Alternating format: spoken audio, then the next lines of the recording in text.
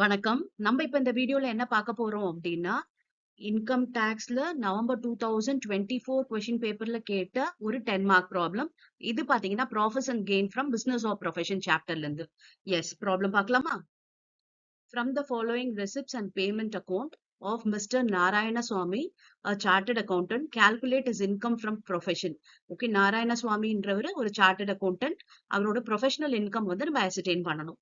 Okay, receipt side பாருங்க. Balance brought down 6,000. Audit fee 1,80,000. Consultation fee 30,000. Appellant tribunal appearance 15,000.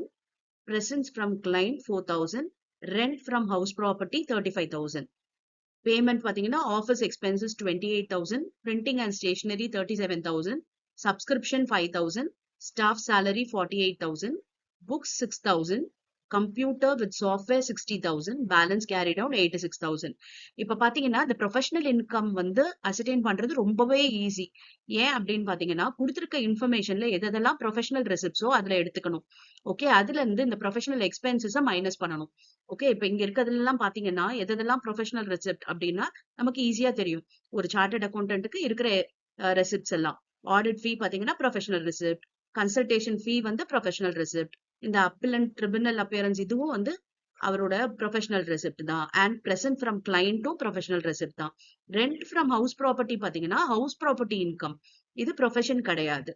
அப்ப இதெல்லாம் தான் professional receipts. அதை இதெல்லாம் எடுத்துக்கணும்.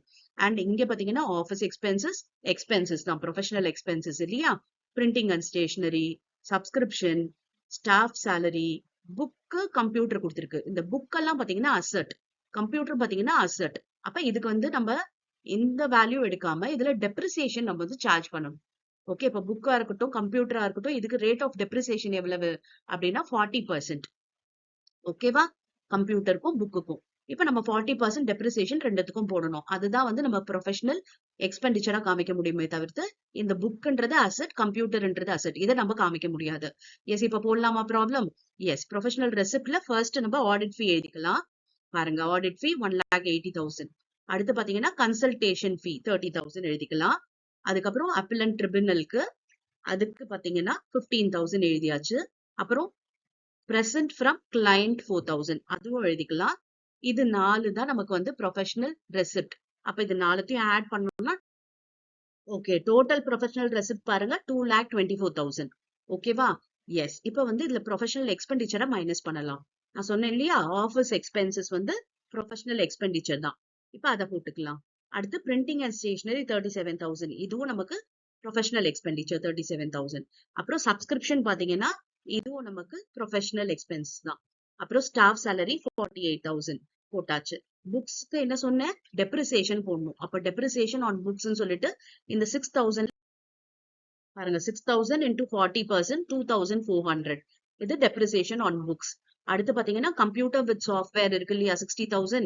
இது வந்து நமக்கு கேபிட்டல் எக்ஸ்பெண்டிச்சர். அப்ப இந்த கேபிட்டல் எக்ஸ்பெண்டிச்சர்ல நம்ம டெப்ரிசியேஷன் கண்டுபிடிக்க போறோம். அது ஒரு 40% போட்டோம் அப்படின்னா 60,000ல 40% 24,000. ஓகே, இப்ப இது எல்லாத்தையும் ஆட் பண்ணா வர்றதுதான் நமக்கு ப்ரொஃபஷனல் எக்ஸ்பெண்டிச்சர். எவ்வளவுன்னு பாருங்க, 1,44,400 வருது.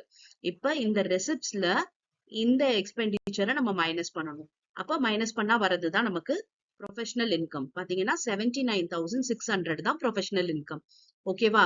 புரிஞ்சது இல்லையா? ரொம்ப ஈஸியான ப்ராப்ளம். அதாவது இந்த profits and gain from business or ப்ரொஃபஷன்ல ப்ரொஃபஷனல் இன்கம் பத்தி நமக்கு ப்ராப்ளம் வந்துச்சுன்னா கண்டிப்பா அட்டன் பண்ணுங்க. லாயர் இல்ல மெடிக்கல் பிராக்டிஷனர் இல்ல இந்த சார்ட்டர்ட் அக்கௌண்டன்ட், இந்த 3 ப்ரொஃபஷனுக்கு தான் நம்ம வந்து போடுவோம் இல்லையா? அப்ப இது ரொம்ப ஈஸியான மெத்தட். நம்ம ஒண்ணுமே இல்ல, கொடுத்திருக்க இன்ஃபர்மேஷனை ஜஸ்ட் நம்ம ஆட் பண்ணிருக்கோம், சப்ராக்ட் பண்ணிருக்கோம், அவ்வளவுதான். அது எது ஆட் பண்ணணும் அண்ட் எதெல்லாம் சப்ராக்ட் பண்ணணும்னு தெரிஞ்சுக்கிட்டா போதும். 10 மார்க் ரொம்ப ஈஸியா நம்மள வந்து ஸ்கோர் பண்ணிட முடியும். எஸ், இப்ப நெக்ஸ்ட் பாத்தீங்கன்னா நம்ம வேற ஏதாவது டாபிக் நம்ம பார்க்கலாம். Thank you for your patient listening.